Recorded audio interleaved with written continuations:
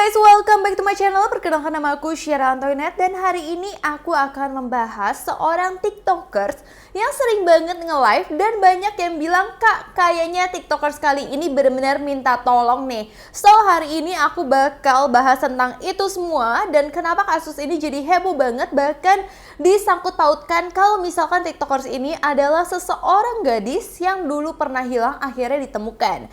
Jadi hari ini aku bahas semuanya dulu ya guys dengan lengkapnya, karena ini di luar negeri kasus ini agak-agak viral, cuman di Indonesia mungkin belum terlalu viral gitu. Jadi kita akan bahas satu per satu ya guys. Nah, jadi di sini awal-awal itu memang di luar negeri agak terkenal sama kasus misteri kehilangannya Alicia Navarro. Nah, Alicia ini itu tuh adalah seorang gadis remaja yang merupakan pengidap penyakit autisme berusia 14 tahun nih. Nah, di mana Alicia ini dipercayai telah menjadi mangsa sindikat perdagangan manusia. Kejadian ini pun berlaku di Arizona, Amerika Serikat pada tahun 2019. Sebenarnya Alicia ini hebohnya memang di tahun 2019. Tahun tersebut Alicia tinggal bersama dengan ibu, bapak tiri, serta 2 orang adik-beradiknya di Bandar Glendale. Seperti yang diketahui, kalau Alicia itu mengidap penyakit autisme, kebiasaannya sukar untuk diketahui. Bahkan dia itu susah untuk menerima perubahan-perubahan yang ada di kehidupannya sehari-hari gitu guys. Nah, sampai kisah ini terjadi pada 15 September 2019 sekitar jam 1 pagi. Waktu itu ibu Alicia bernama Jessica sedang menunggu kepulangan suaminya dari bekerja. Sewaktu Jessica sedang duduk sendirian, Alicia tiba-tiba muncul untuk minum air seperti biasa gitu di dapur. Kemudian Alicia itu kayak menuju ke Jessica untuk memberitahu betapa dia itu sangat menyayangi ibunya. Tiba-tiba gitu dia ngomong, "Aku sayang banget loh sama ibu." Itu Alicia ngomong ke si Jessica. Nah, keesokan harinya pukul 7 pagi Jessica menjadi panik karena dia mendapati Alicia, anak perempuan kesayangannya itu nggak ada di tempat tidurnya setelah ngomong "aku sayang ibu" pada jam 1 pagi. Walau bagaimanapun terdapat kayak surat tersebut, terus suratnya itu dari Alicia. Tulisannya suratnya itu, "Saya melarikan diri, saya akan kembali, saya berjanji, maafkan saya, Alicia." Nah, sesudah membaca surat tersebut, Jessica benar-benar panik banget dong karena nggak tahu Alicia itu kemana. Nah, berdasarkan kayak tinjauan dari polisi, Alicia didapati keluar dari rumahnya membawa komputer, membawa kayak laptop komputer lipat gitu, terus bawa telepon, banyak bawa minyak wangi, terus bawa kayak alat make up, terus bawa buku komik. Seolah-olah dia mau pergi ke tempat yang kayak staycation atau ke tempat yang mungkin dia lama gitu perginya, karena dia membawa peralatan-peralatannya dia. Nah, tapi kalau kalian lihat ya, dia kan bawa laptop nih. Ternyata beberapa bulan sebelumnya setelah diselidiki, Alicia tuh lagi kayak addict banget sama games dan dia itu memang sering ngobrol sama orang-orang lain di Discord. Nah, itu yang membuat orang-orang bingung nih. Sebenarnya Alicia tuh kayaknya dijebak sama orang yang dia kenal di dalam game tersebut. Karena semenjak dia main game, dia mulai kayak dia pingin dandan, pingin bersolek, pingin make up, terus kayaknya dia pingin main game terus dia jadi kayak mementingkan fashion banget, seolah-olah ada seseorang yang memang dia lagi tertarik di dalam game itu gitu guys.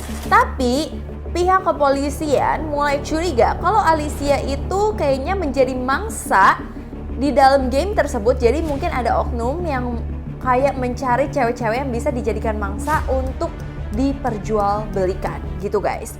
Malah sebelum Alicia hilang, dia dilaporkan pernah memberitahu seorang temannya tentang dirinya yang sudah mempunyai boyfriend atau teman laki atau pacar gitu guys. Tapi ibunya nggak tahu sama sekali. Nah, pihak polisi pun udah berusaha sebaik mungkin untuk mencari Alicia, akan tetapi kayak petunjuknya tuh susah banget didapetin. Cuman terdapat keterangan beberapa orang saksi yang bilang kalau mereka ngelihat seorang gadis mirip Alicia berjalan bersama seorang lelaki. Terus pada malam 15 September 2019, lelaki itu kayak mempunyai tato pada bagian leher. Terus dilihat sedang kayak megang lehernya Alicia. Itu aja perkembangannya. Jadi kayak mengalami jalan buntu dari kisah Alicia Navarro ini guys. Tapi masih pihak keluarga mengharapkan banget ada keajaiban kalau Alicia Navarro itu akan pulang ke rumah dalam keadaan hidup dan baik-baik saja. Nah, terus hubungannya apa sih Kak sama tiktokers ini? Jadi tiba-tiba ada seorang perempuan di TikTok bernama Sigma677. Dia itu sering banget melakukan live, tapi live-nya itu benar-benar aneh banget. Jadi live-nya dia kayak sering naik turun kayak gitu.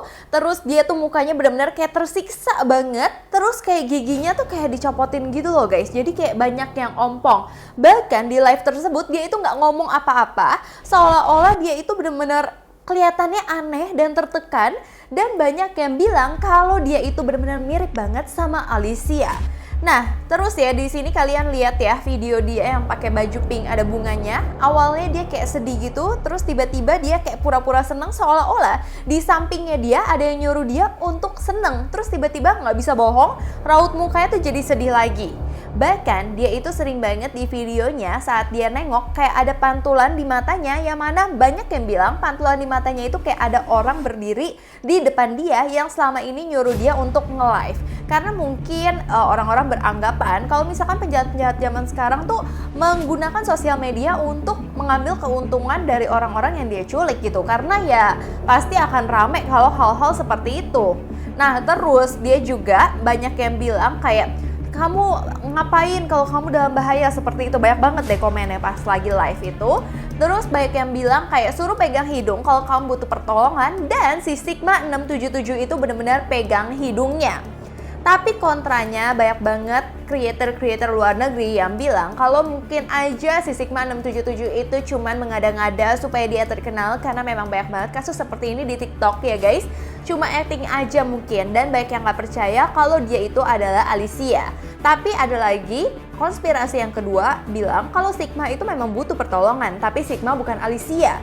Kalau yang ke satu kan pada kira Sigma itu Alicia. Jadi banyak yang bilang kalau Sigma dan Alicia itu adalah dua kasus yang berbeda. Walaupun Sigma mungkin juga memang di dalam bahaya gitu. Nah tapi sekarang itu Sigma tiba-tiba ganti nama jadi Ella Ilgaz, nama TikToknya guys. Dan sekarang dia itu terlihat kayak nggak gitu live, tapi banyak video-video dia di sebelum-sebelumnya. Bayangkan di 2022 itu dia kayak ngeliat ke samping terus, dari mukanya sedih ngeliat ke samping jadi seneng kayak gitu. Seolah-olah itu di sampingnya itu ada yang suruh dia untuk seneng gitu guys. Ada lagi yang bilang kalau misalkan si Sigma itu memang sebenarnya mengada-ngada aja karena dia pingin banget terkenal, dan dia mulai kayak menyamakan diri dia dengan Alicia Navarro. Kalau menurut kalian gimana? Sebenarnya aku ada beberapa bukti lagi mengenai kasus ini, tapi kalau kalian tertarik nanti aku akan bikin part 2-nya. Kalian boleh komen di bawah ini, atau kalian tertarik aku ngebahas tentang kasus siapa lagi, kalian boleh komen di bawah ini, nanti aku bikinin buat kalian semua.